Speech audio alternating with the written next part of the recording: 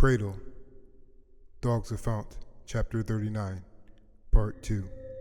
They were all just across the street, and he saw them checking too. Some of the residents gave an occasional look, but it didn't seem too interested. Soon they moved up a block toward the east, and Porter posted a couple FaithNet flyers on a shuttered convenience store. Porter saw a man in his 50s with a thick black beard and a black beanie on his head, walking purposefully towards Sean across the street. The man stopped in front of Sean and paced in front of him, blocking him for a moment. "Stop putting that stuff up in my neighborhood, man," the man said pointedly. "We ain't gonna have that evil FaithNet stuff up in here. Take that crap down. I saw you just put it up right there." Sean kept cool and nodded. "It's our constitutional right to," Sean began. "Boy, I don't give a damn about your rights," the man got in Sean's face. "I ain't having this trash in my hood, Black." They locked eyes for a moment, and Porter thought that was the beginning of a fight, but Sean shook his head and walked into the street.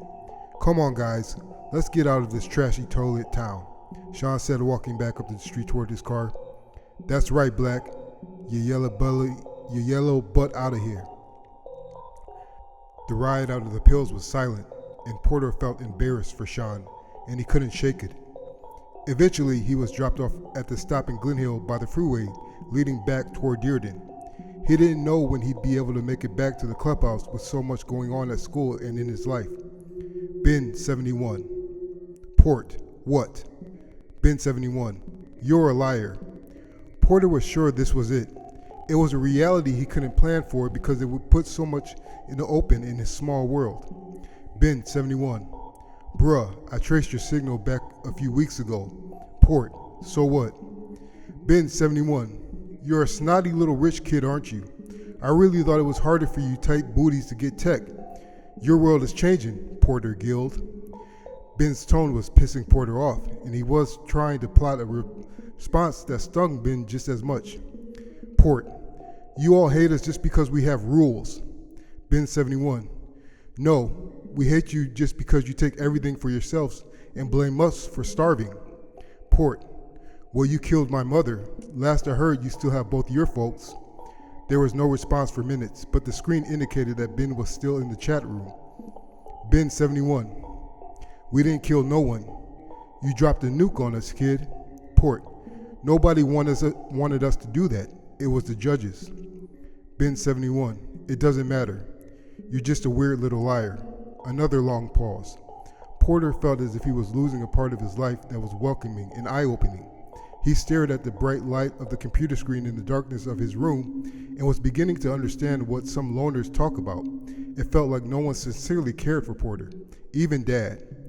Everyone was busy trying to live their own lives, and no one wanted to be bothered with you unless you were popular, handsome, or rich. Well, there was someone that cared, and she was gone now. Ben 71. I don't know if I want to talk to you anymore, Port. Port. Well, I still want to be your friend. I used to hate all of you over there, but you're more real than almost all the kids here. If you want to quit, I'll deal with it. Long pause. Ben 71. Meet me here at 2100 tomorrow. Ben 71 has signed off. Porter signed out and shut down the machine, and once the screen went off, it still glowed lightly and crackled with static. It had been a weird day with so much anger and ambiguity. Porter wished he could just take a walk to the park and forget about what people wanted from him, and just maybe even swing on the swing set for a little.